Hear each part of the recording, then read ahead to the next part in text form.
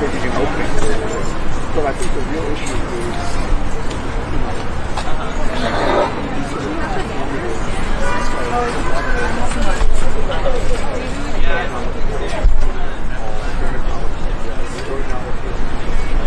don't acknowledge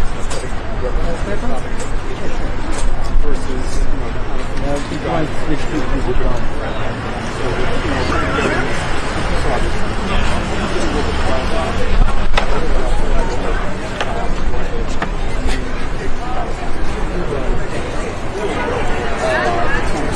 bring all the forces like here, together.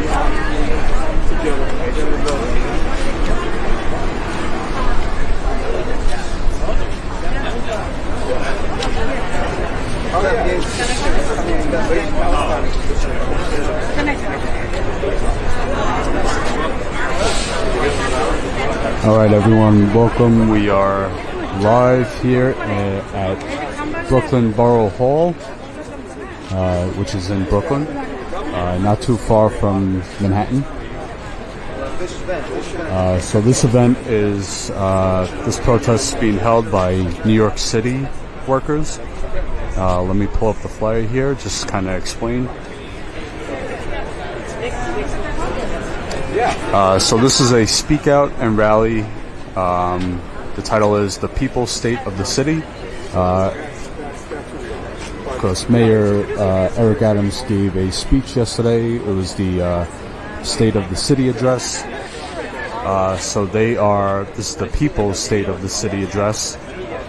City workers for Palestine will respond to Mayor Adams' upcoming State of the City address by holding the People's State of the City to discuss the issues that matter to us and the communities we serve. We will not remain silent while Adams' administration displays unrelenting support for Israel amidst the genocide in Gaza. Oh, all the way down there?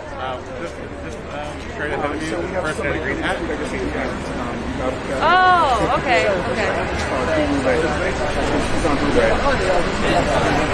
So smash that like button, share this stream. The more people that will like this, the more people will see it, and let's get this footage around. Friend of the chat, I'm not from a lot of the city, but you have their music. It's very, very inspiring.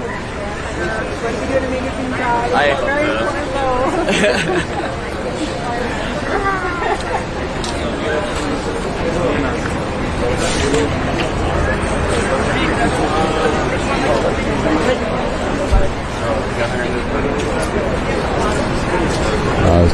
They're going to be getting started in just a few minutes. So stick around, smash the like button, share the stream. Earlier today I was at Brooklyn College over in Midwood. The students from Brooklyn College held a protest outside the campus earlier today to address the administration's actions towards the students who are organizing. So that footage will be posted later. Maybe not tonight, but it will be posted tomorrow. We have a couple of live streams possibly tomorrow to cover the International Court of Justice ruling for South Africa's case against Israel. So that decision is going to be made tomorrow. We'll find out the decision, and then the protest will be right after or during. So we're going to get some reactions to it and speak to some people and see what they think.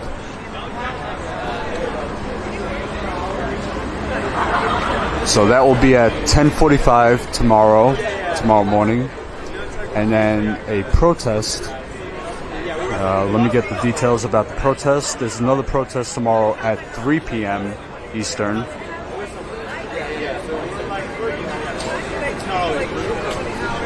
So the protest for tomorrow at 3 p.m. after the decision, it's going to be at outside the AIPAC headquarters in New York City.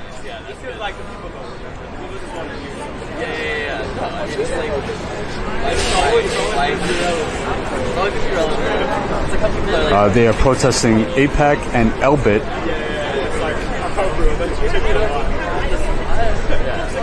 Let me try and get a little more information for you guys. Hold on. Every time, like, there's like sometimes outdated stuff that I like take out. I once had like the thing about how like South Africa like just did the thing. Yeah. But now obviously like, So, Elbit and AIPAC, those organizations have politically, militarily, and financially are carrying out the genocide of Palestinian people. AIPAC is the largest pro-Israel lobby group in the country that has bought out sellout politicians like Richie Torres and President Biden to support the genocide. Elbit is the top Israeli weapons manufacturer that is a key supplier to the IDF. Alright, so there's a little more information on that, but we'll get to that tomorrow. So that's for tomorrow. Keep in mind, 11 a.m. We'll be outside, I believe, the United Nations headquarters in New York City, and then 3 p.m. outside AIPAC headquarters in New York City.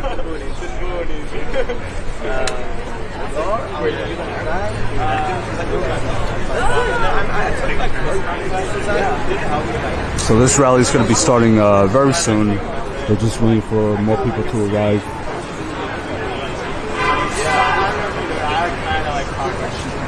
Yeah, you touched the chamois. Yeah. That's amazing. I'm trying to be very good. I tried. I think it's just I just like keep practicing enough. Like I use the opposite.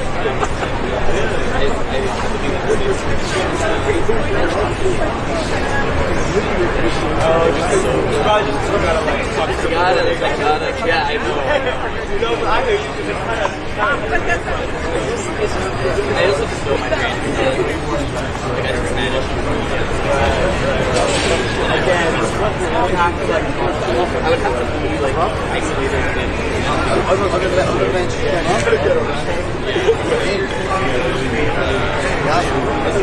but like I mean, yeah, well, yes, they're most of my family ended up who are there.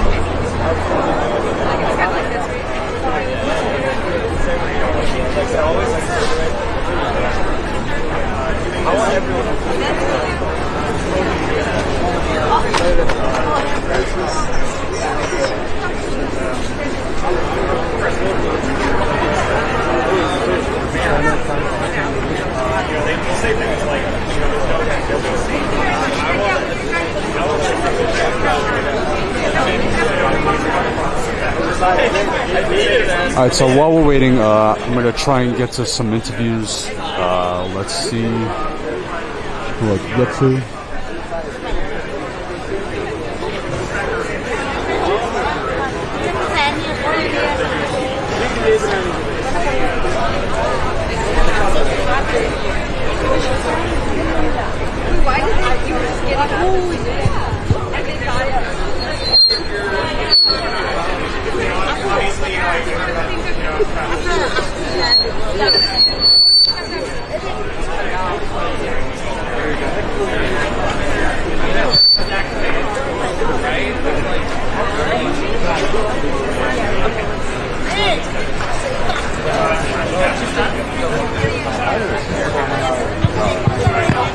Hey everyone, we'll be starting shortly, just here in a few minutes. Thank you for coming out tonight.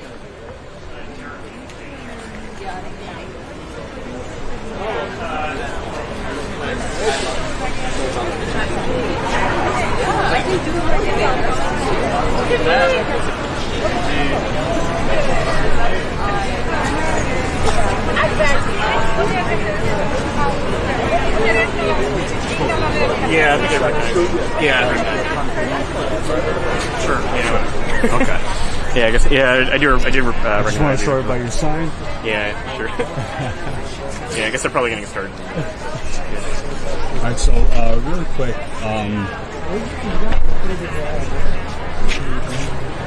So Biden's been holding these events and public speeches, and they've been disrupted by protesters calling for a ceasefire. Yeah, do you think including the UAW one the other day. Yeah. Do you think this type of pressure will make him rechange his stance on supporting Israel?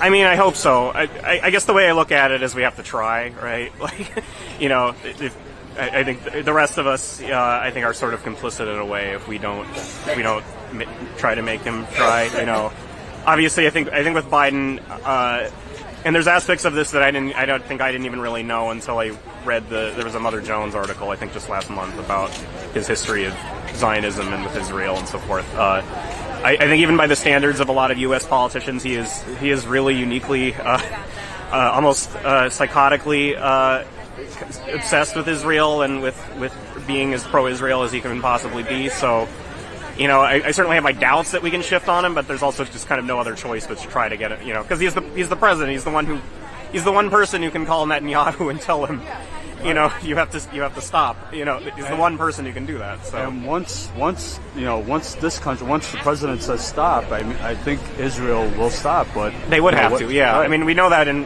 because other presidents have done that. I mean, Reagan in the 80s at one point did that. You know, I think George Bush Sr. You know, these are obviously not people I'm a fan of, but it's nonetheless kind of remarkable that they at times actually did tell Israel, like, you have to stop, you know, when they were doing some kind of violent attack. You know, and Joe Biden just absolutely refuses to do that. It's incredible. But, you know, we do have to at least try to get him to stop. Absolutely. Yeah. One more question. So the International Court of Justice is going to rule on the South Africa's genocide case tomorrow. Oh, yeah. I think there's going to be live footage of that. If they find out Israel is committing genocide, according to their, you know, we know what they're doing, but if they find them guilty of genocide, how do you think Biden and Congress will act?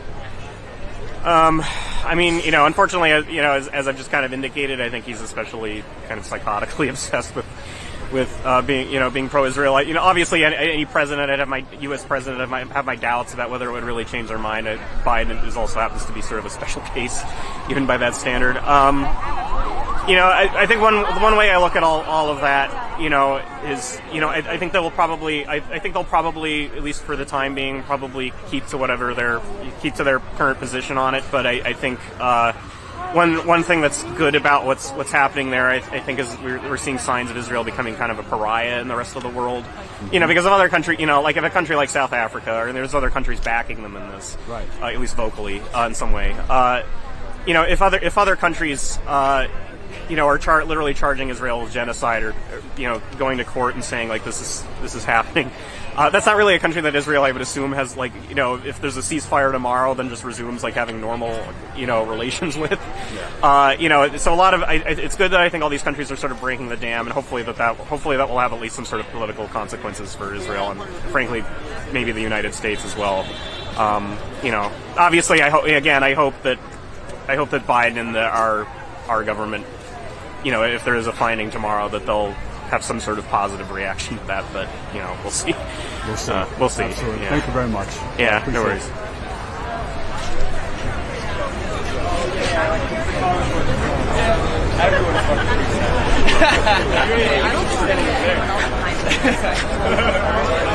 But I appreciate it. Oh, okay. Yeah. See you again.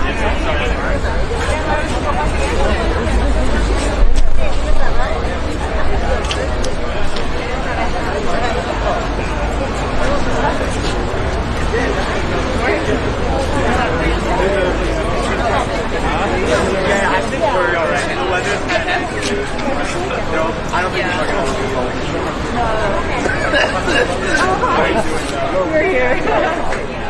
Yeah, I'm doing good. I just like It's actually good on photos. I mean, obviously you do your thing, but we have a lot of people taking photos. Oh.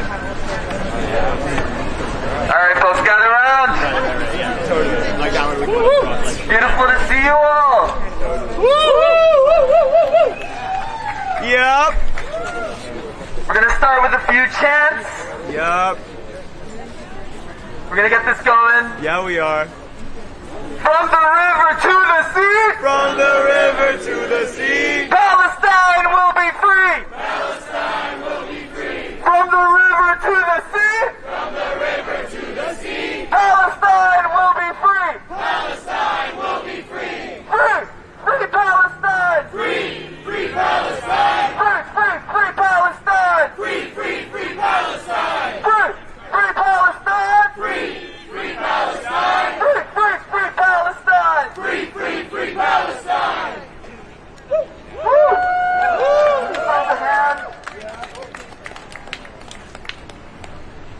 Should be starting soon. Do you want me to hold this?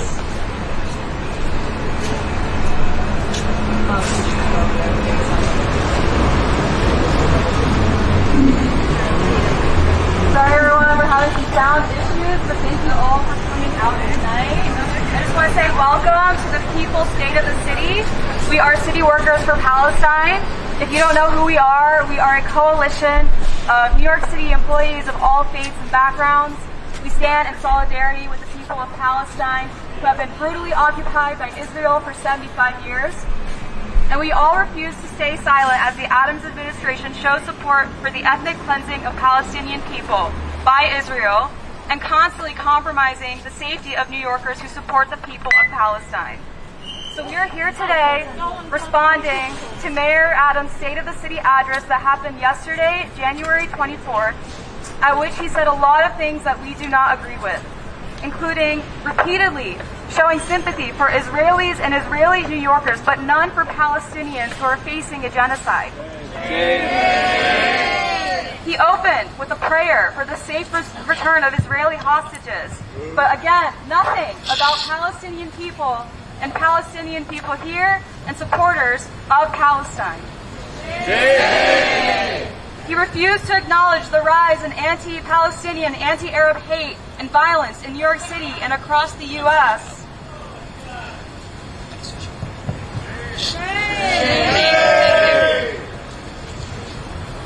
He also allowed white supremacist group Patriot Front to march freely through the city. At the same time, people were being arrested in J. Hood Wright Park. He took no action when Columbia students were attacked with chemical weapons by former Israeli offensive soldiers and ended up in the hospital. He mentioned investing in NYPD and claimed that they are protecting us when they are the very ones carrying out those actions against the people that are standing up for Palestine.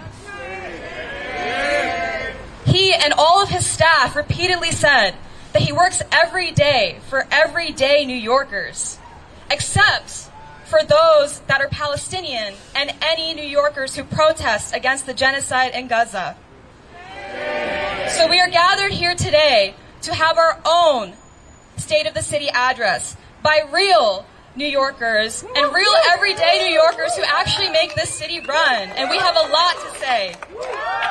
So thank you for showing out. And with that, I want to introduce our first speaker, Marwa, who is a proud Palestinian and the executive director of the Arab American Association of New York. Welcome, Marwa.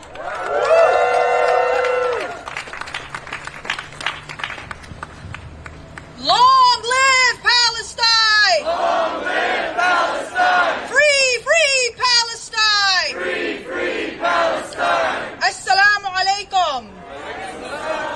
I am Marwa Janini, the Executive Director of the Arab American Association of New York, and a proud Palestinian.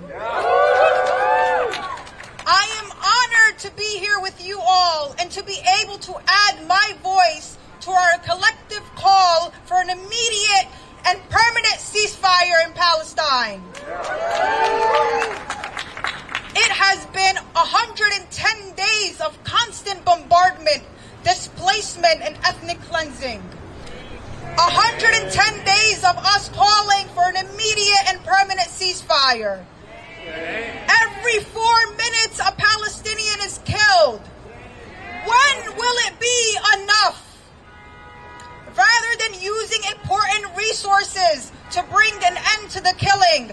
Our leaders are funding and providing other material support to the genocide of Palestinians with our tax dollars. Shame. Our country's leaders refuse to lift a finger to stop the starvation, siege, and blockade of an entire population. But they happily provide arms to Israel as it conducts its genocide. They happily coordinate the bombing of Yemen, a country hundreds of miles away from Gaza, so that our Amazon packages can show up on time. Enough is enough. This isn't just a far-off international crisis for us. It's an issue that affects us directly, here and now.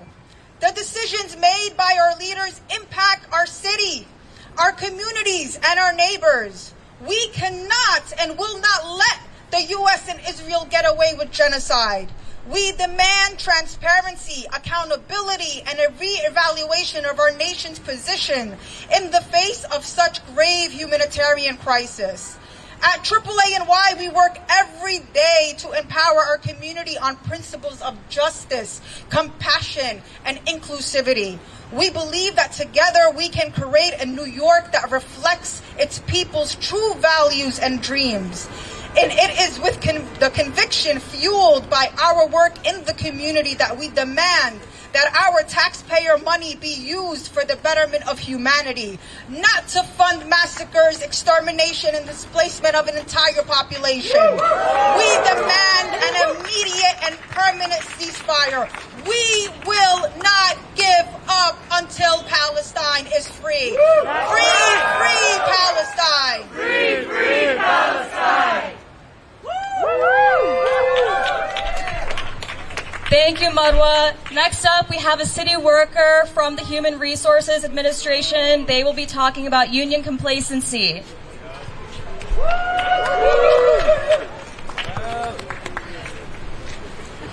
Today marks over 100 days of genocide in Gaza, with at least 25,700 civilians killed, over 63,000 wounded, and thousands more presumed dead under the rubble. As a new union member for months, I've been struggling to understand why some of our most historically powerful organizing spaces have been among the quietest. I'm a member of DC 37, the city's largest public employee union. Recently, I was shaken when a ceasefire resolution failed in our local union, and I discovered that nearly 2/3 of our delegates, almost 100 people, ceded their voice and voted to abstain. I spoke to some folks who abstained or voted against. They told me that their heart breaks for the people of Palestine, but they don't think that unions should be involved in foreign policy. That our collective bargaining power should only be used for so-called bread and butter issues, like grievances or compensation, not politics or social issues. But unions are, at their heart, political and social vehicles for working class liberation. Since the Cold War, anti-communist union leaders have tried to convince members that global labor solidarity will hurt the American working class because they know that imperialism is good for business. We are all here tonight because we know that the struggle of the Palestinian people is our struggle. We denounce the nationalist status quo. We are answering the call of Palestinian trade unions and the people of Gaza to stop funding their slaughter and divest from Israel. Our unions are forcing us to be complicit in this genocide. The New York State pension system bought another $20 million in Israeli bonds last October to support the Zionist state, adding to a total of over $270 million. NYSERS, the city's largest public pension, holds around $115 million in Israeli investments. Over $30 million are in bonds, which directly fund Israeli military activity, like the ongoing siege in Gaza, the 17-year blockade, and the unlawful indefinite detention of Palestinian citizens, including about 500 to 700 children per year. Nearly 3 million goes to harvesting oil from occupied lands. Over 2 million pays for the production of white phosphorus, an incendiary weapon which Israel recently used against Lebanese civilians in violation of international humanitarian law. And 1 million to Israel's largest arms producer, which markets their goods as, quote, battle-tested on the people of Gaza. To my whataboutist union friends, we can hold multiple tragedies in our hearts, and we must understand that we either prioritize this struggle or succumb to infighting as our union dues erase an entire people. Just days after Russia invaded Ukraine in February 22, NICERS voted to divest from all Russian holdings. They garnered widespread support among borough presidents, the mayor, and union leaders who said, quote, labor unions stand for freedom. Now is the time for us to act against inhumanity and aggression, end quote. The silence of our leaders during this struggle as Israeli oppressors line their pockets proves their hypocrisy. If you're part of DC 37, I urge you to sign a petition drafted by rank-and-file members to demand divestment from Israel by going to linkfly.to/NICERS divest. City Workers for Palestine has also shared the link on our Instagram in solidarity with the petitioners. If you're a member of another union, speak to your representatives to demand divestment and a permanent ceasefire resolution within your local. Our work starts here, on the ground, and it will end only when Palestine is free. Thank you. Give it up, give it up! Do you know the ways?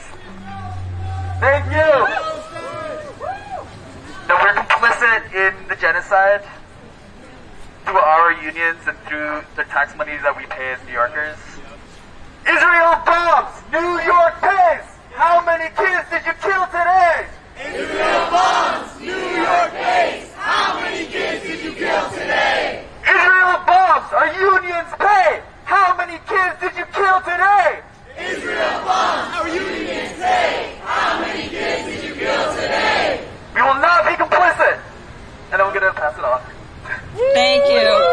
Before I introduce our next speaker, I just want to give a shout out to our marshals. They are identified by striped colors on their arms. So we have a few in the back and they're around the perimeter.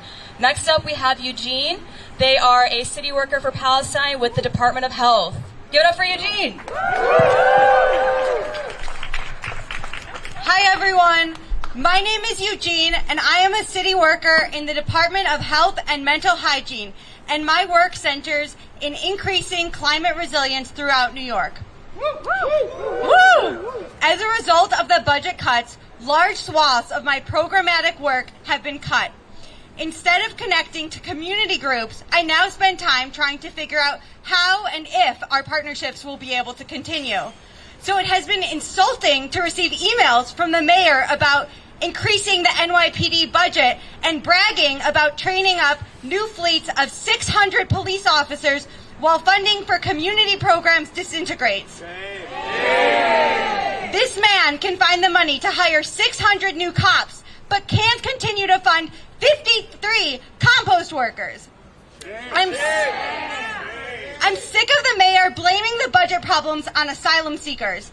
Blaming budget cuts on asylum seekers mirrors the language we see when people blame the horrors happening in Gaza on the people of Palestine. With our government simultaneously describing money for Israel's military as aid.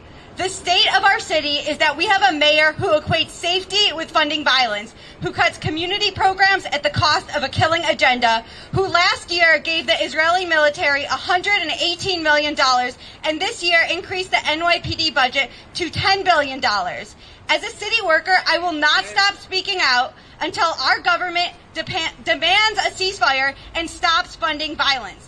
Free, free, free Palestine! Free, free, free Palestine! Free, free, free Palestine! Free, free, free Palestine!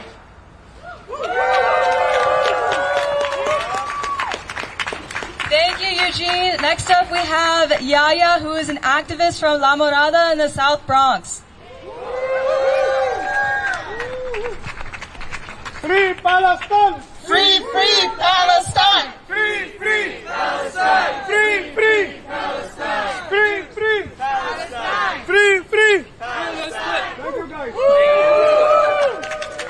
Well, one out of every 4 refugees worldwide is Palestinian. So this is very tied to immigration rights. Okay. My name is Yaya, and I'm from the South Bronx. I am here speaking on behalf of my immigrant community and my undocumented family. I am tired of Democrats and Republicans constantly using migrants as scapegoats for any problems. Right. And this is not an excuse. I mean, this is not it's normal for them to do that. And instead of Adams helping with welcoming the new neighbors, what he has created is an executive order of asylum seeker state of emergency, which is what in fact is destroying New York City, not the migrants. The office of the mayor misrepresented the asylum state of emergency executive orders as an extension of the DHS and DS shelter systems in order to provide the same services at a higher volume for incoming migrants.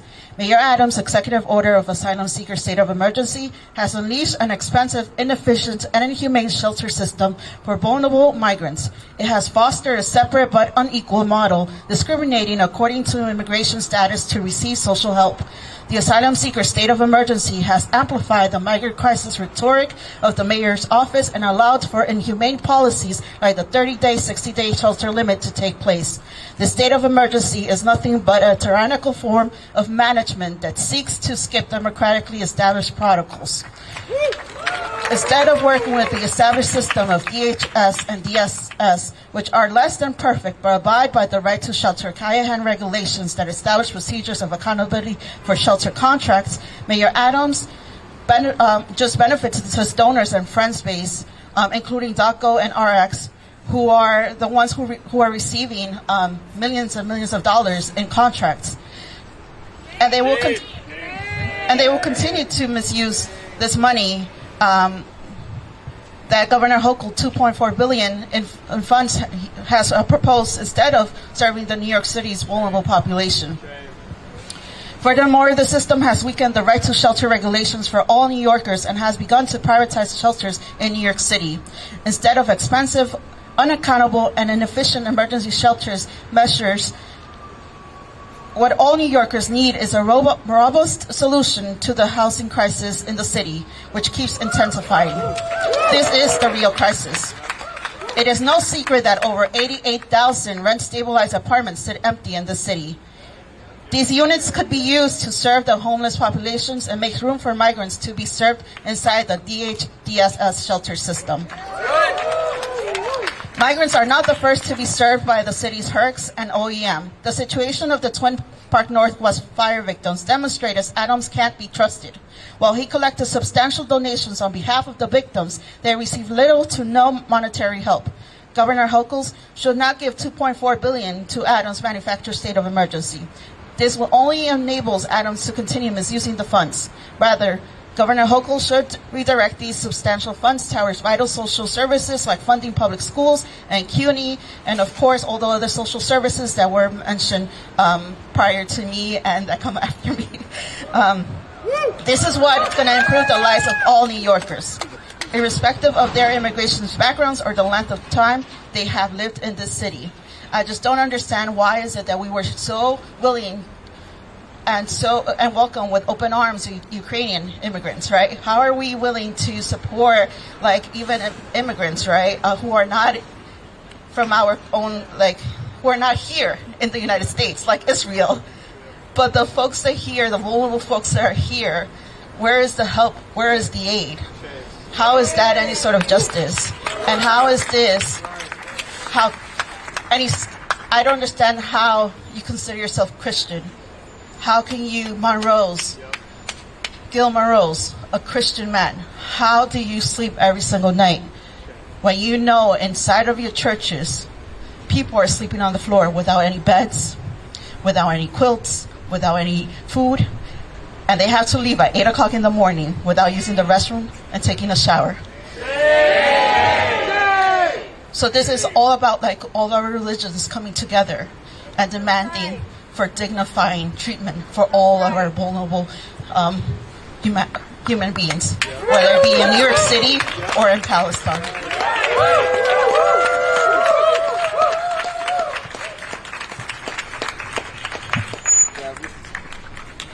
Real New Yorkers.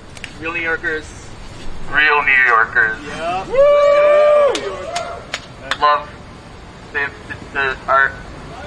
Yeah, they are. Real New Yorkers love our migrant communities. We don't scapegoat them. No, we don't. From Palestine to Mexico. From Palestine to Mexico. All these walls have got to go. All these walls have got to go. From Palestine to Mexico. From Palestine to Mexico. All these walls have got to go. All these walls have got to go. Amazing. Thank you so much, Yaya, for that wonderful speech. Next up, we have Stephanie Attar, who is a professor of economics at the Borough of Manhattan Community College. Give it up for Stephanie. Up with liberation! Up with liberation! Down with occupation! Down with occupation! Up with liberation! Up with liberation! Down with occupation! Down with occupation! Thank you all so much for being here. Your presence is so loved and so appreciated because we know that when workers stand together, we will never be defeated. We outnumber them thousands of times to one. And as the great revolutionary Karl Marx said, people make history. And by standing together in solidarity, by refusing to let them divide us, we are actively making history for the people of Palestine. As a professor of economics, I'd like to spend my time doing a little bit of political education about how exactly this economic system that we are living under is actively fueling the genocide of Palestinians. That system is capitalism, and it is guilty for the genocide of Palestinians, and it has Palestinian blood on its hands. Because the fact of the matter is, we live in a system where power and resources and wealth is controlled by a small fraction of 1% at the top. This is a system incompatible with human life, and it must be abolished as quickly as possible. I will give you 3 reasons why capitalism is responsible for the genocide of Palestinians. The first reason is that in the capitalist system, things get produced for one reason and one reason alone, and that is so that the capitalist class can make profits. And let me tell you something, war is a very profitable industry. Right now, corporations on Wall Street are making hundreds of billions of dollars of extra profit because their stock prices are going up and because the United States government is increasing its demand for weapons of war. That is why the entire corporate elite and the entire political elite who have been bought out by them stand united in their refusal to call for a ceasefire. And that is why begging and pleading these ghouls and phone banking them is not working. Because we are asking them to do something that they are structurally incapable of doing as presiders over this system, which is to turn away from the profits to be made in slaughtering people by the tens of thousands. So this means that we must rethink what our strategy for victory is. These are people who have shown us they are not willing to negotiate. They are not willing to hear our voice. They run away when we ask them, when are you going to call for a ceasefire? Our strategy for victory is to defeat them and to put in their place a real alternative for working people, for the people of Palestine, for the people of the world, and for the planet. The second reason why capitalism is responsible for this genocide is because even though we are all impacted by how the economy works, we don't have an equal voice in shaping it. All of the tools and equipment and machinery and factories, the things called capital goods that any economy needs to create an output, are not owned by the workers who use their hands and their muscles and their brains to create all of the wealth of society. No, they are owned by a small fraction of 1% called the capitalist class, named so because they get their income from owning the capital goods of society, while we, the workers, get our income from working. And control over capital goods gives the capitalist class full and complete power to determine what is produced with them. They have the power to determine what the economy produces, how it gets produced, and what gets done with the profits of production.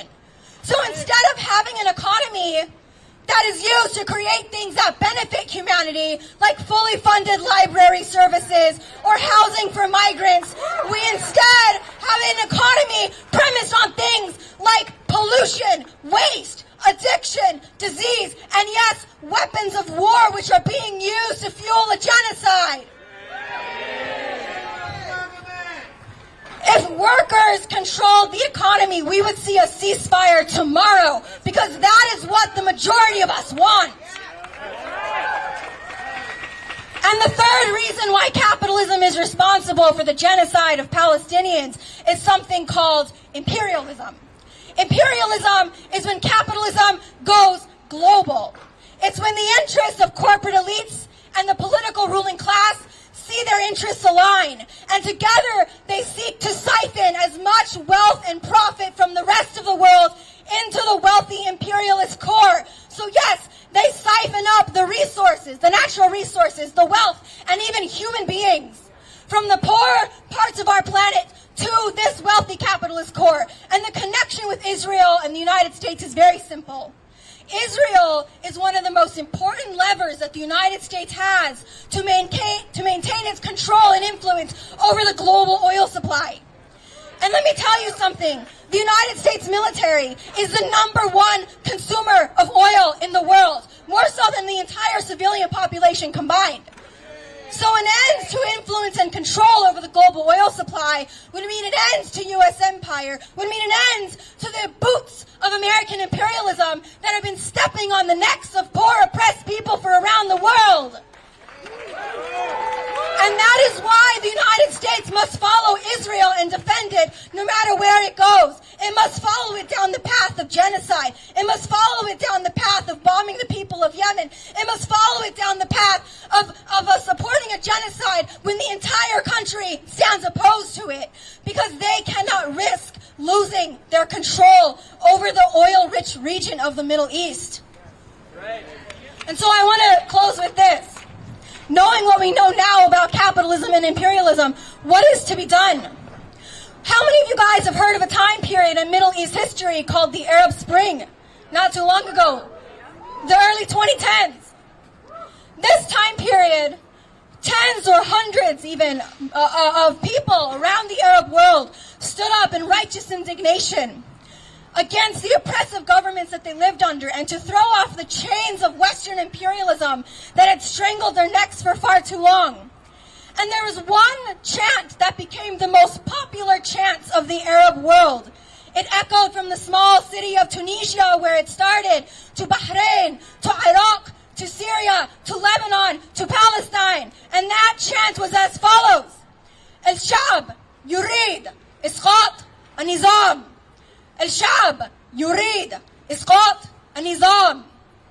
The people want the downfall of the system. No, we don't want no reforms. No, we don't want no softening around the edges. We want the downfall of a system which is guilty to its very core. And my friends, we need to carry out that vision of the Arab Spring. suffering. We need to carry through this revolution to victory, because it is only by working together and overthrowing the dictatorships that we live under that we are going to get justice for the people of Palestine and the people of the world. Thank you. Thank you so much, Stephanie. Next up, we have Michela with City Workers for Palestine. Everybody give it up for Michela.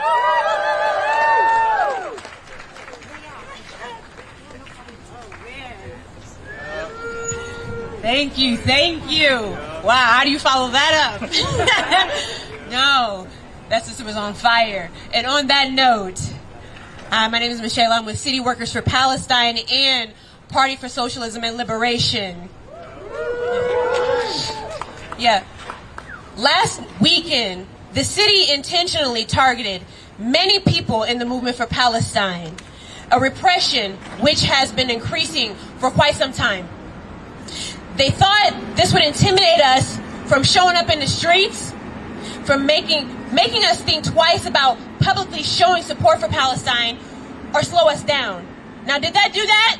No. Right. And then yesterday, Eric Adams then gave an address purporting that he was handling things, delivering, and getting stuff done. Well, we're out here today to set the record straight. Today we're out here to give a people's state of the city address. Because not only is Adams and this administration not getting anything done, but our city is in crisis because of these policies. Because he said there's progress on the fentanyl crisis, when our city is experiencing one of the worst drug epidemics it's seen in over 40 years, especially in East Harlem, where I work. He said we're the city of yes, but we're one of the least affordable places to live with a high rate of homelessness. He said jobs are back, but we can't pay our workers a livable wage in the richest city in the world.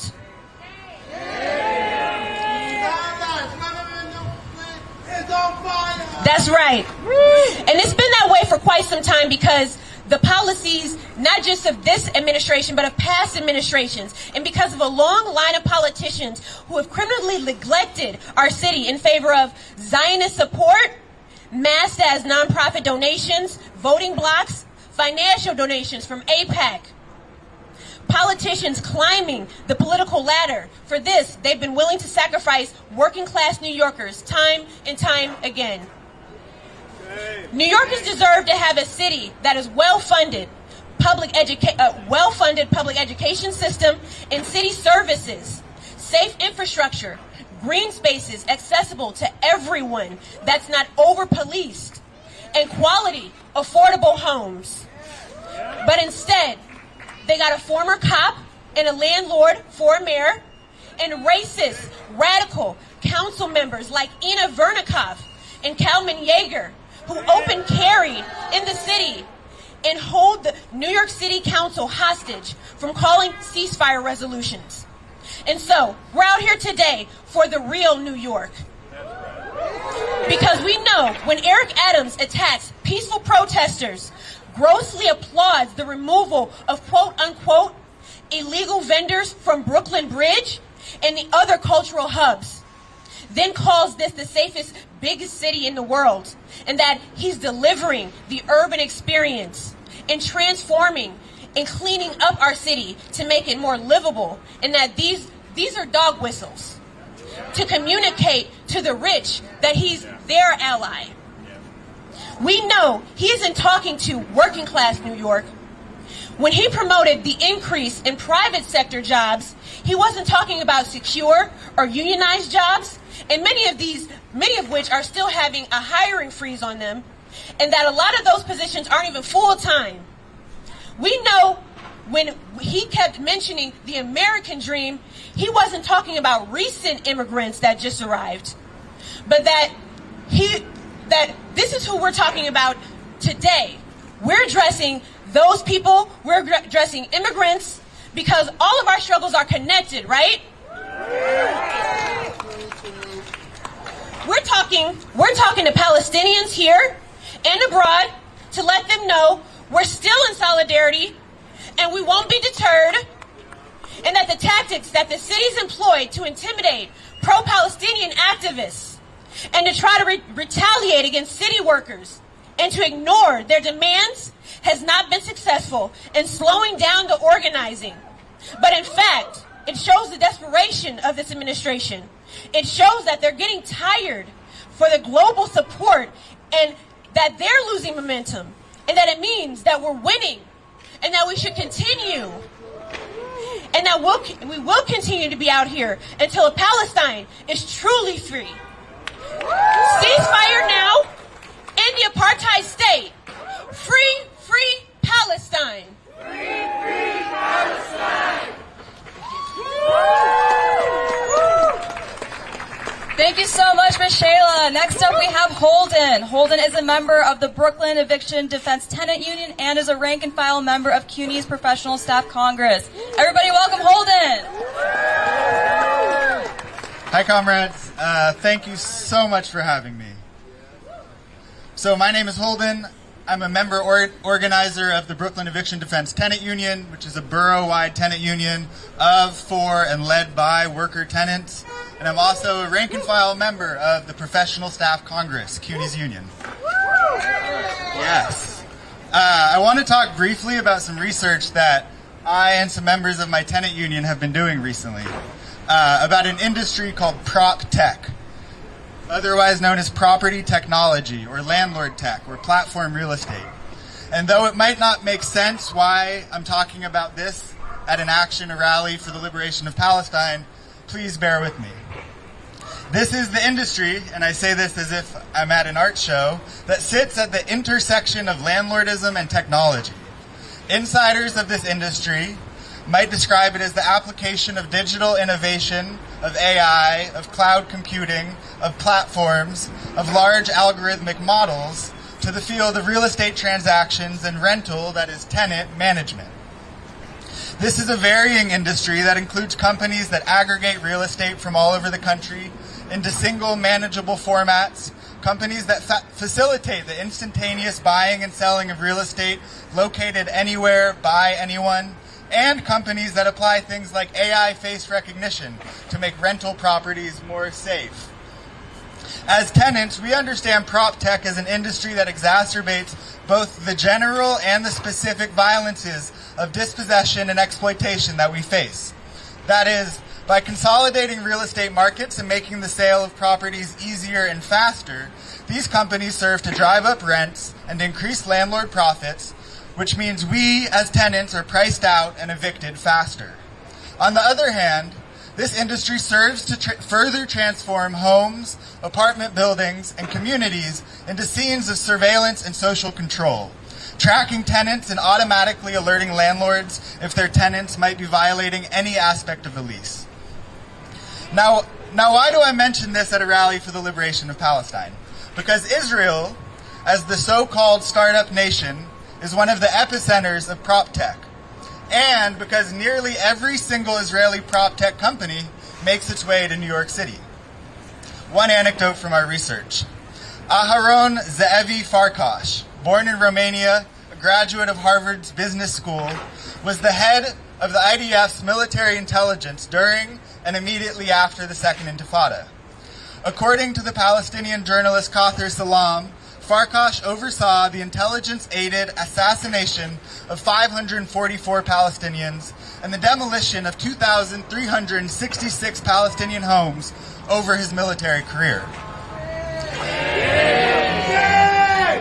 After the Second Intifada, Farkash also oversaw the emergence of Israel's heightened border security system, by which Palestinians would regularly have to wait more than 6 hours to cross into Zionist-occupied territory.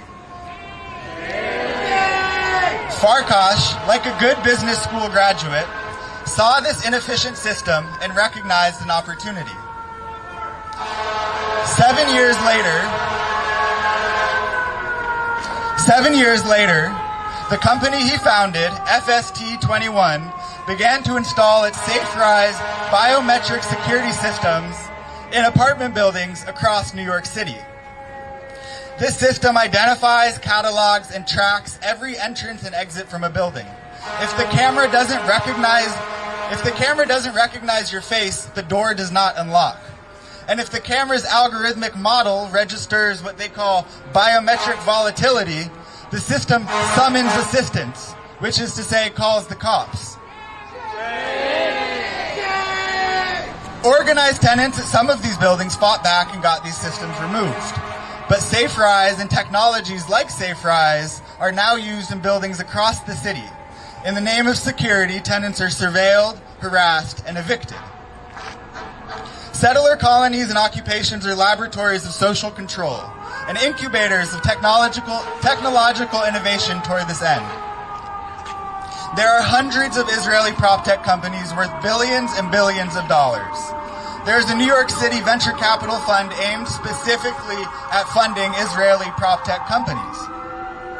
Israel's prop tech industry exists and flourishes because of the Zionist occupation of Palestine.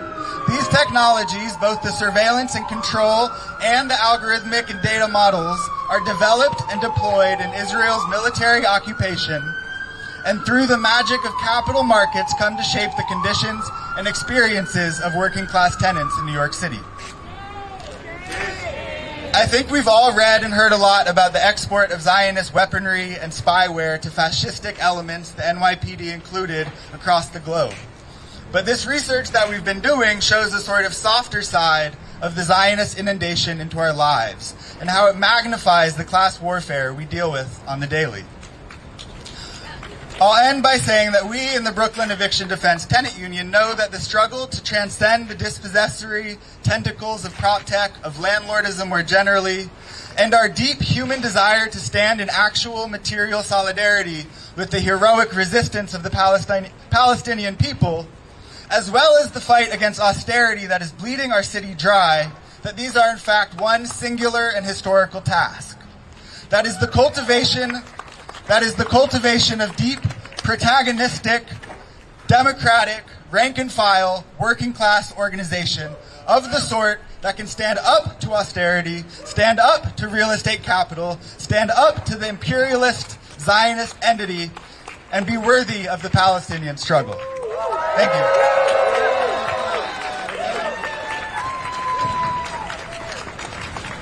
When Palestine is under attack,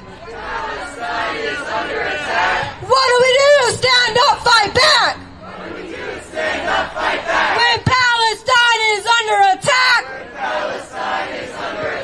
what do we do? Stand up, fight back. What do we do? Stand up, fight back. Said, what do we do? Stand up, fight back. Eric Adams, you can't hide. Eric Adams, you can't hide. We charge you with genocide. We charge you with genocide. I said, Eric Adams, you can't hide. Eric Adams, you can't hide. We charge you with genocide. We charge you with genocide. Biden, you can't hide. Biden, you can't hide. We charge you with genocide. We charge you with genocide. Netanyahu, you can't hide. Netanyahu, you can't hide. We charge you with genocide. We charge you with genocide. From Palestine to Mexico.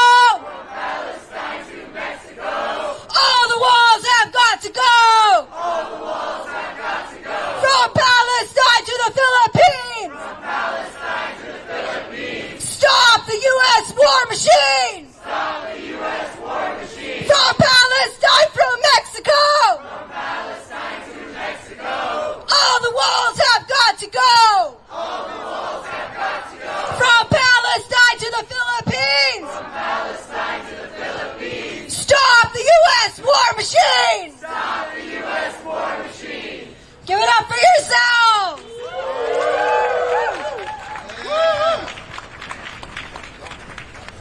Next up, we have Haneen. Haneen is here representing healthcare workers for Palestine. Give it up for Haneen.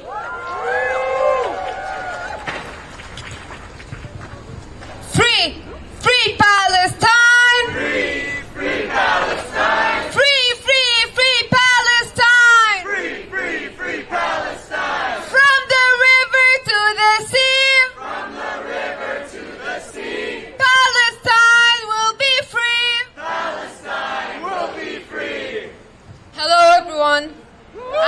I'm Haneen, a pediatric trainee, and I'm here as a part of Healthcare Workers for Palestine, a group of healthcare workers, nurses, physicians, therapists that have decided to honor their moral and ethical obligation as human beings and healthcare workers to stand against the genocide, the medical catastrophe that is happening in Gaza right now, to stand with justice and humanity as you'd expect all healthcare workers would do.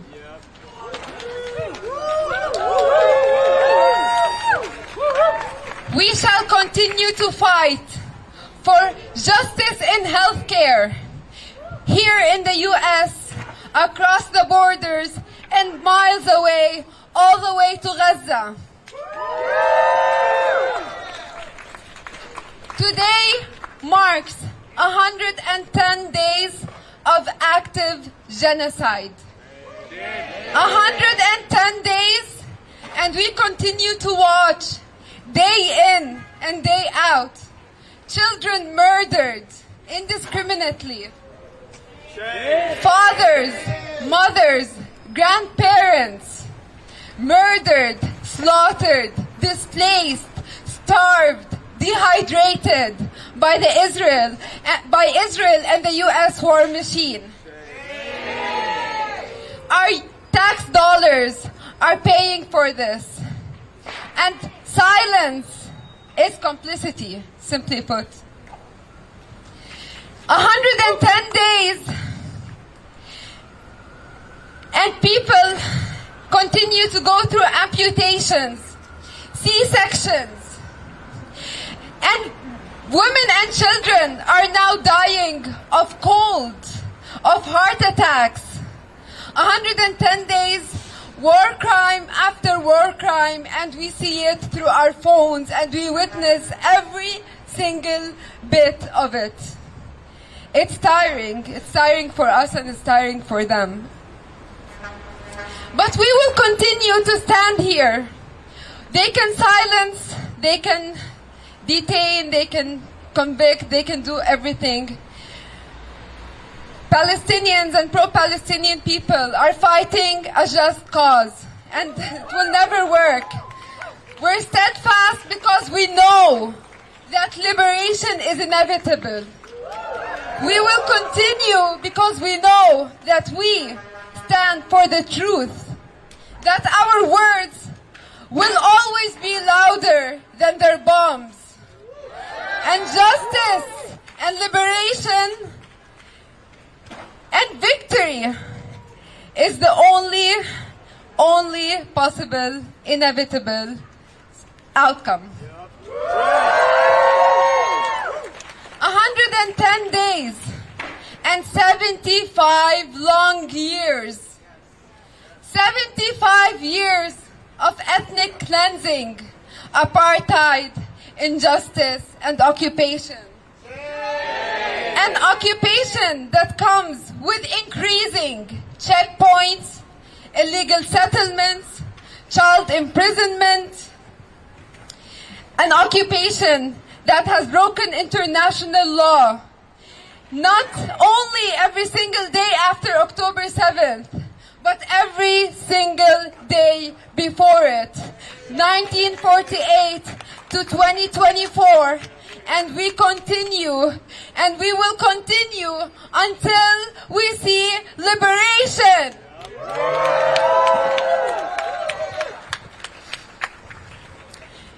And 75 years of occupation logically would lead to resistance. We will reject the Zionist settler entity because of everything I mentioned. But they still use confusing language. They call us anti-Semites. We are Semites ourselves, but regardless, I'm here to correct that. We dream of a Palestine where Muslims, Christians, Jews, and people of all religions can live together, can pray together, can love each other, and stand for one another. So we're not anti-Semitic. It's actually much simpler.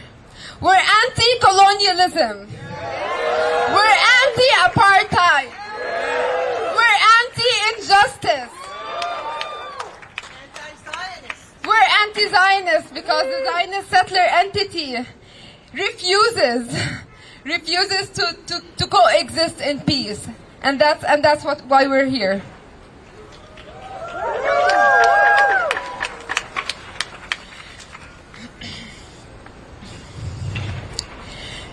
We need to continue our fight. So I want everyone here to be proud. Every single day, respond to your humanity. Respond to that voice inside of you. They tried to dehumanize Palestinians, but they've ended up dehumanizing everyone else. Because it's normal for humans to feel for each other. It's normal for us to reject the genocide we're witnessing. It's normal for us to scream and yell in the streets day in and day out. We want a ceasefire and we want it now. So all of us united, loud and clear, together, we're calling, ceasefire now! Ceasefire now! Ceasefire now! Ceasefire now! End the genocide now! End the genocide now! End occupation now! End occupation now! End apartheid now! End apartheid now! Free! Free Palestine! Free! Free Palestine! Free! Free! Free Palestine! Free! Free! Free Palestine! From the river to the sea! From the river to the sea! Palestine will be free! Palestine will be free! Thank you.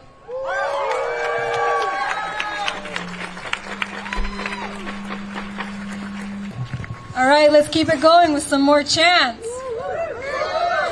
Israel bombs! USA pays! How many kids did you kill today?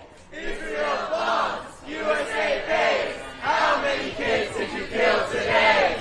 Israel bombs! USA pays! How many kids did you kill today? Israel bombs! USA pays! How many kids did you kill today? Israel bombs! USA pays! How many kids did you kill today? Israel bombs! USA pays! How many kids did you kill today? Biden, Biden, you can't hide! Biden, Biden, you can't hide! You're committing genocide! You're committing genocide! Eric Adams, you can't hide! Eric Adams, you can't hide! You're committing genocide! You're committing genocide! Eric Adams, you can't hide! Eric Adams, you can't hide! You're committing genocide! You're committing genocide! Every time the media lies, Every time the media lies, a neighborhood in Gaza dies. neighborhood in Gaza dies. Every time the media lies, Every time the media lies, a neighborhood in Gaza dies. neighborhood in Gaza dies. Every time the media lies, Every time the media lies, a neighborhood in Gaza dies. neighborhood in Gaza dies. Every time the media lies, Every time the media lies, a neighborhood in Gaza dies. neighborhood in Gaza dies. There is only one solution. There is only one solution. Intifada revolution. Intifada revolution. There is only one solution. There is only one solution. Intifada revolution. Intifada revolution. Intifada, intifada. Intifada, intifada. Long live the intifada. Long live the intifada. Intifada, intifada. Intifada, intifada. Globalize the intifada. Globalize the intifada. Intifada, intifada. Intifada, intifada. Long live the intifada. Long live the intifada. Intifada, intifada.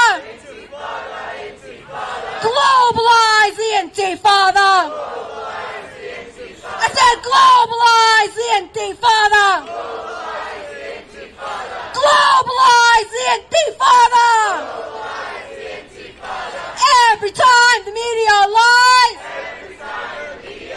a neighborhood in Gaza dies. Every time the media lies, a neighborhood in Gaza dies. We want freedom, you say how? We want freedom, you say how? End the occupation now. End the occupation now. We want freedom, you say how? We want freedom, you say how? End the occupation now. End the occupation now. The people united will never be defeated. The people united will never be defeated. The people united will never be defeated. The people united will never be defeated. The workers united will never be defeated. The workers united will never be defeated. I said the workers united will never be defeated. The workers united will never be defeated. We want justice, you say how? We want justice, you say how? End the occupation now. End the occupation now. We want justice, you say how? We want justice, you say how? End the occupation now. End the occupation now. Gaza, Gaza, don't you cry. Gaza, Gaza, don't you cry. We will never let you die. We will never let you die. Gaza, Gaza, don't you cry. Gaza, Gaza, don't you cry. We will never let you die. We will never let you die. From the river to the sea. From the river to the sea. Palestine will be free. Palestine will be free. From the river to the sea. From the river to the sea. Palestine will be free. Palestine will be free. The people united will never be defeated. The people united will never be defeated. El pueblo unido jamás será vencido. El pueblo unido jamás será vencido. El pueblo unido jamás será vencido. El pueblo unido jamás será vencido. El pueblo unido jamás será vencido. El pueblo unido jamás será vencido. The people united will never be defeated. The people united will never be defeated. Give it up for yourself. Thank you. We have our second to last speaker. I'd like to introduce you to Mohammed, who's an organizer with No Tech for Apartheid. Give it up for Mohammed. Yes, as she said, my name is Mohammed. I'm an engineer at Google and organizer with No Tech for Apartheid. And we are here to continue our overwhelming pressure on the Zionist entity. Yes, my friends, we are defeating them, and we will not let them continue the genocidal campaign in Gaza. Our pressure is working. Every day, the supporters of genocide become quieter and quieter. Every day, these KKK cops get more tired and more tired. Look at how tired they are. Woo-hoo. Every day, the proponents of the Zionist entity are exposed. And as they fall into shame, so too will the Zionist entity fall into shame. I say this with utter surety. And because we know our movement is winning, it is ever incumbent upon us to double and triple our efforts, double and triple our momentum, shut it down every single day. Use the reality of our victory as a reminder to boost your morale. But we don't stop until every inch of Palestine is liberated. Now, I'll tell you about my employer, Google. This company is one of the biggest beneficiaries of American consumerism and is deeply intertwined with Israeli apartheid. I'm here to say that myself and an entire movement of tech workers will not stand for business as usual during a genocide. We will defeat the agenda of our current leadership, and we will return Google to a company built on ideas, not a company built on the dead. Sadly, Google today has become a slave to militarism. One of the martyrs of the ongoing genocide was May Obeid. May was a member of Gaza Sky Geeks, a community center and tech hub, and she was a former Google intern. She was martyred by Israeli bombs in October, and there has been no mention of her murder from Google leadership. This sick, cruel irony that Google would watch even one of their own die without saying anything. And I'll tell you why. It's because Google leadership is complicit in both the genocide and May's death. Google and Amazon are currently selling powerful cloud capabilities to the Israeli military as part of a $1.2 billion contract known as Project Nimbus. Google, you can't hide. Yeah, we charge you with genocide. No, Google, you can't hide. We charge you with genocide. As tech workers, this moment demands that we examine our role, the role of our companies, and the role of our work in upholding apartheid and genocide.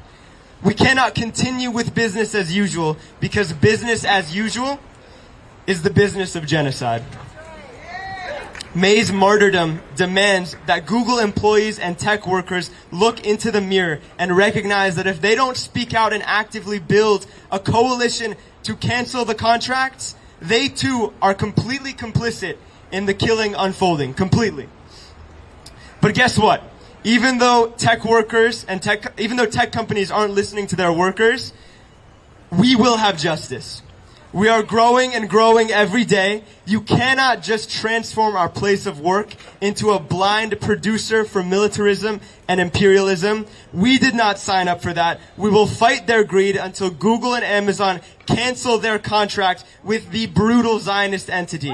And we will do so in solidarity and support of all movements for Palestinian liberation. I can see it now, friends.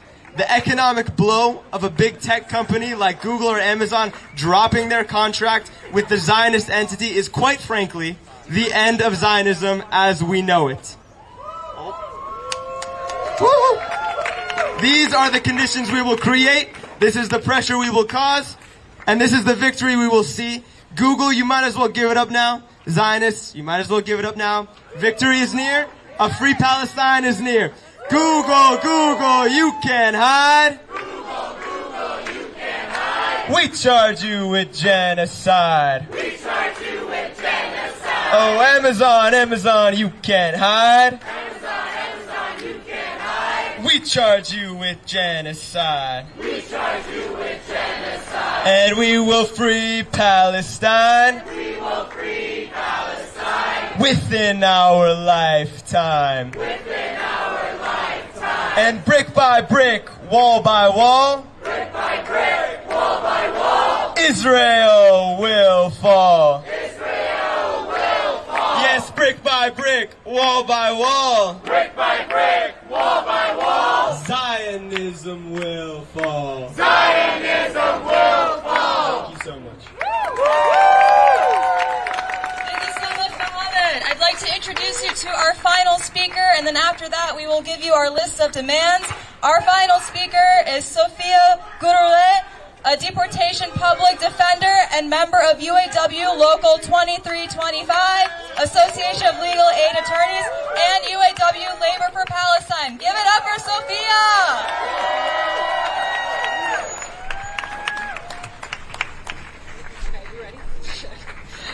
Hi y'all, my name is Sophia, and I'm a proud member of UAW Labor for Palestine, which is a collective of UAW rank and file workers nationwide, UAW 2325 Labor for Palestine, and ALAA 2325, which is a UAW union representing 2,700 New York City legal services workers.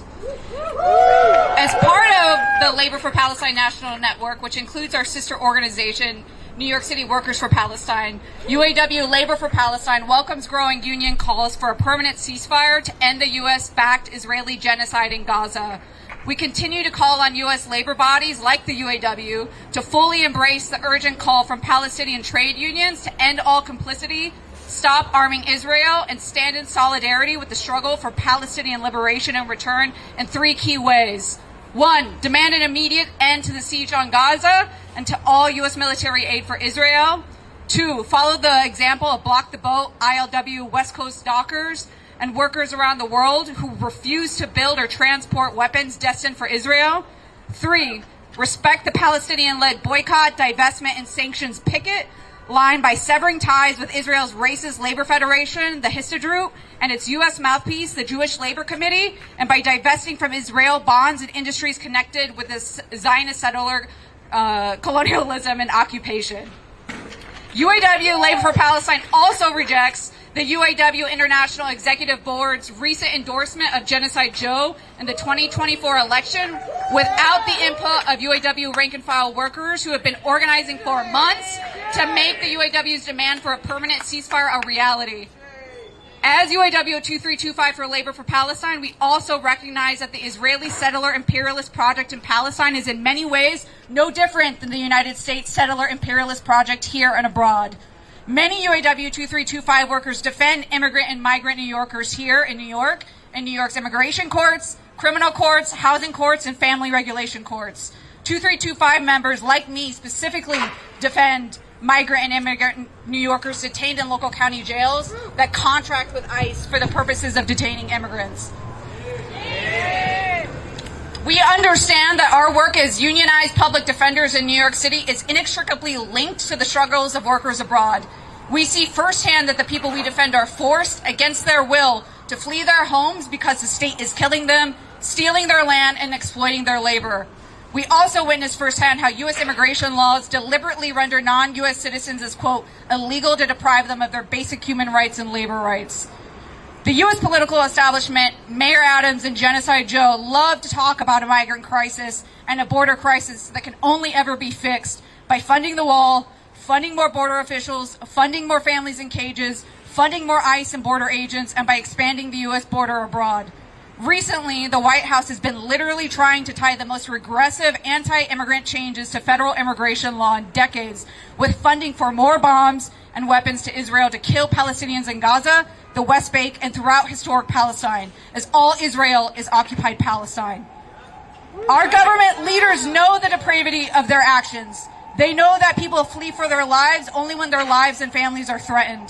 They know that every bomb dropped in Gaza is a migrant crisis in the making. They know that every bomb dropped in Lebanon is a migrant crisis in the making. They know that every airstrike, every sanction against Yemen is a migrant crisis in the making. They deliberately manufacture migrant crises to fund the U.S. war machine and the prison industrial complex. But to paraphrase border abolitionist and activist writer Harsha Walia, people have the freedom to stay and the freedom to move. No matter how relentlessly Western nation states try to deprive Palestinians of their freedom to stay and thrive in their land, free of Israeli violence, Palestine will be free from the river to the sea. And from Palestine to Mexico, all the border walls have got to go. From Palestine to Mexico, all the border walls have to go. From the river to the sea, Palestine will be free. Palestine will be free. From the river to the sea, Palestine will be free. Palestine will be free. Thank you.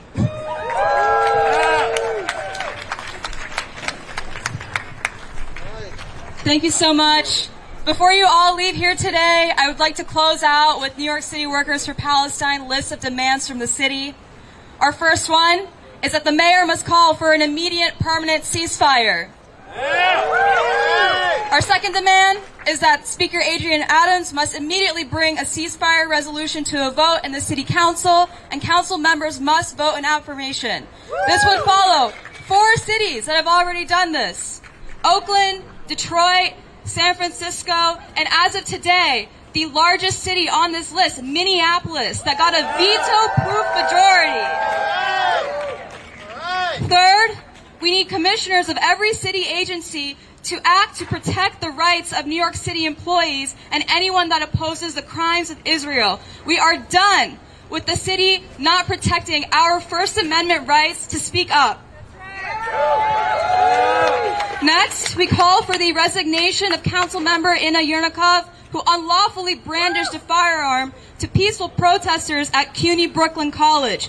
She has contributed to a rising atmosphere of violence against Palestinians, Muslims, Arabs, and supporters of Palestine. Our demand 5 is that the administration must disclose and terminate all ties between the NYPD and the IDF, including funding, materials, training, advisors, and all relationships. We do not want a militarized New York that mirrors the state of fascist Israel. We see cops everywhere. On the subway platforms here today, there's a drone up there right now, and we do not agree with it. And we do not want policing tactics that put New Yorkers at risk of injury and at death at the hands of NYPD officials. Our last demand is that the administration must disclose and terminate all city funds invested in the state of Israel. We refuse to allow our tax dollars to fund a genocide and the 75-year-long occupation. This is more egregious while NYC is the largest city in the country, crumbles under the mayor as we defund our city services and we fund a fascist state across the world. And as we learned today, our pensions are funding Israel as well. So lastly, before you all go, make sure to follow us on Instagram at NYC Workers for Palestine. We have our open letter on there. We encourage you all to sign. And as we learned today, DC 37 now has a petition as well to divest our pension funds from Israel. Free, free Palestine! Free, free Palestine! Free, free, free Palestine! Free, free, free Palestine! Free, free Palestine! Free, free Palestine! Free, free, free Palestine! Free, free, free Palestine! Thank you, everyone, and have a good night.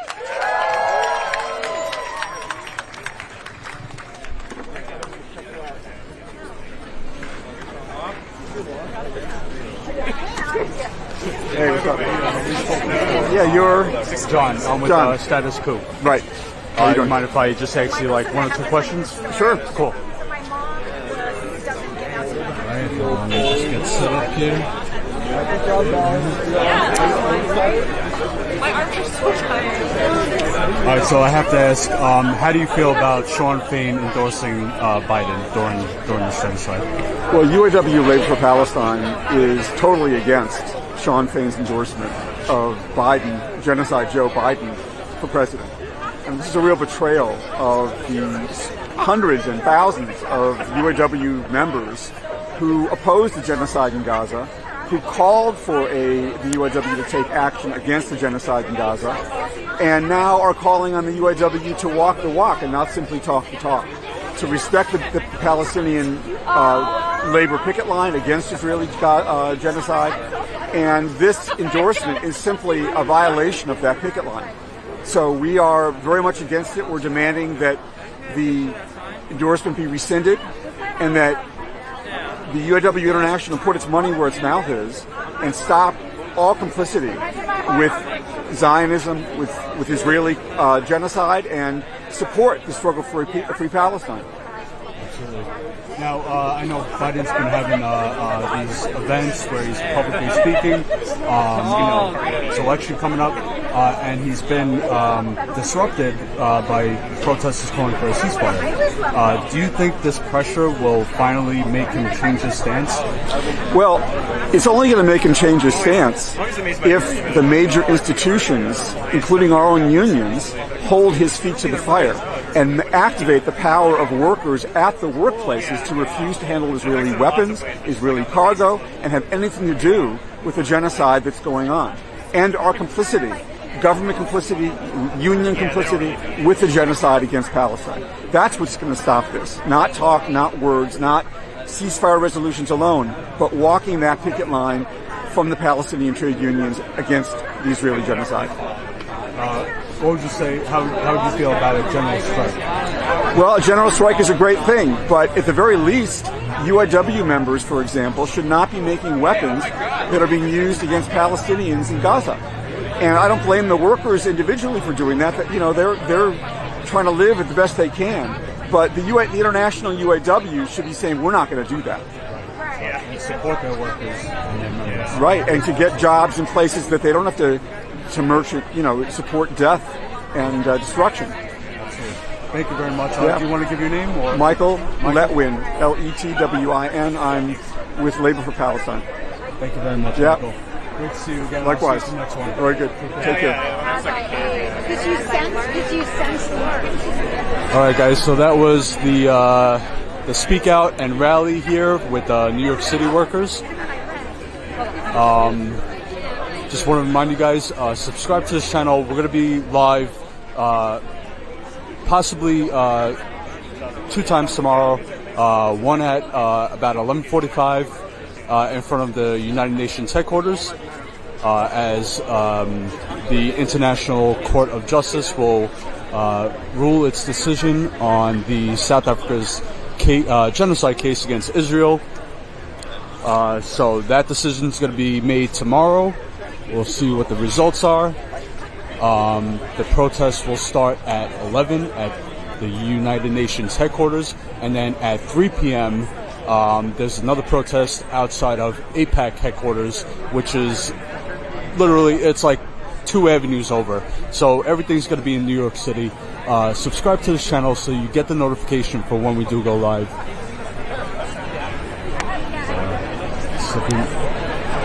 Sorry, I just had to focus the camera here. So look out for that tomorrow. And then that's Friday, and then Saturday is going to be another big day. It's going to be another big strike day. Thousands of people, possibly millions of people all over the country and the world are going to be out protesting. That's going to be at Union Square on Saturday. So like I said, subscribe to this channel. You'll get the notifications for when we do go, when we're about to go live. And yeah, that's it for tonight. Thank you for tuning in. Thank you for watching. Hope you appreciate this coverage. Hope you all learned something today about from what these workers had to say. And thank you very much. Let's see if we get one more interview.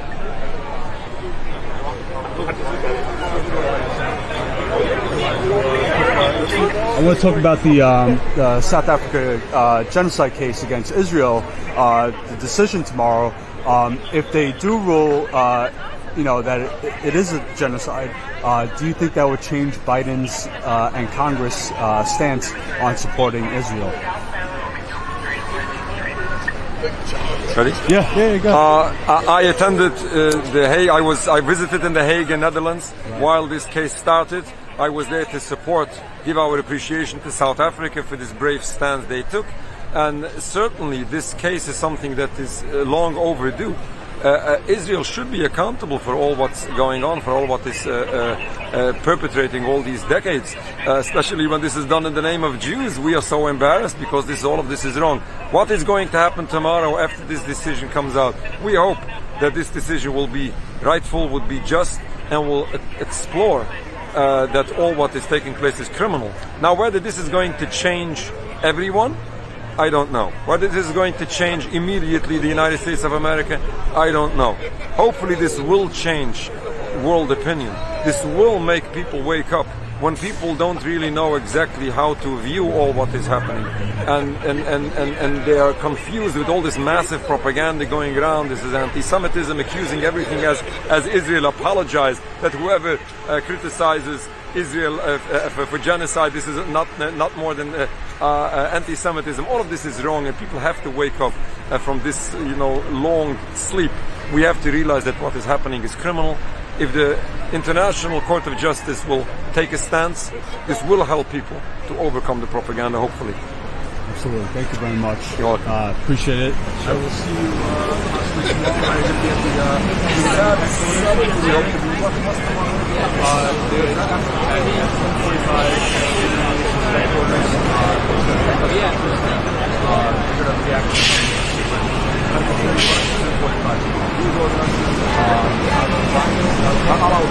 at wow, in front of the United Nations. Yep. And then at 3 p.m. we're going to be outside of the Okay. 7:45, I might do. All right. Okay, we'll see you there. Take care. All right, guys, that's it for tonight. Thank you for tuning in. Thank you for watching. Thank you for liking. Thank you for supporting. Thank you for subscribing. And we will see you tomorrow.